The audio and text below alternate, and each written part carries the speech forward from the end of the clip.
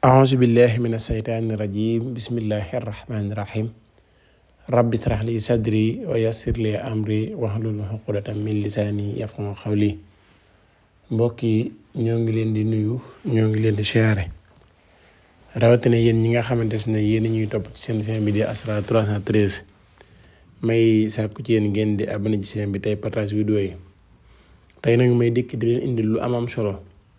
di dox ci wàllu bayra place ñi nga xam ne dañuy jaay te bëgg seen place bi di bëri mbooloo lool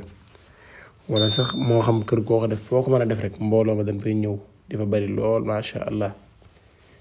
loolu nag boo ko bëggee liggéey da ngay bind fii Jidha 1111 teg ci wayan surakallahu nasran hasisan 1111 ba pare nga jël ko boole ko wasoosor ak suuf place ba ak lépp looy liggéeyee looy li ngay liggéey rek li am ci place bi rek li am lu nga jël ci tuuti rek defaale ko ci biir butéel bi soo paree nga gas ko ba mu xóot ci place bi wala ci buntu place bi fenn nga suul ko fa.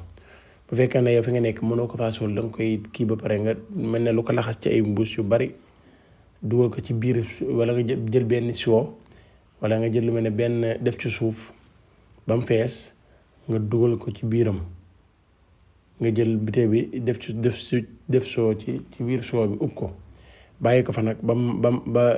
bàyyi ko fa ba mat weer nga ko fay bàyyi.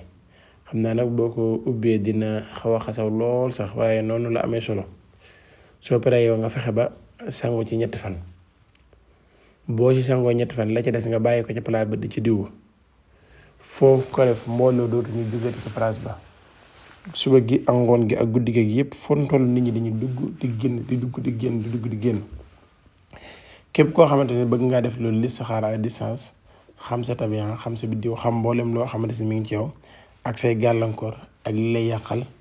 ak li lay tere ak fa nga jëm ak fi nga nekk nii jafe-jafe yi ngay dund lan moo koy dindi ak yan sarax nga war a def nekk ci jàmm ak lan mooy sa sarax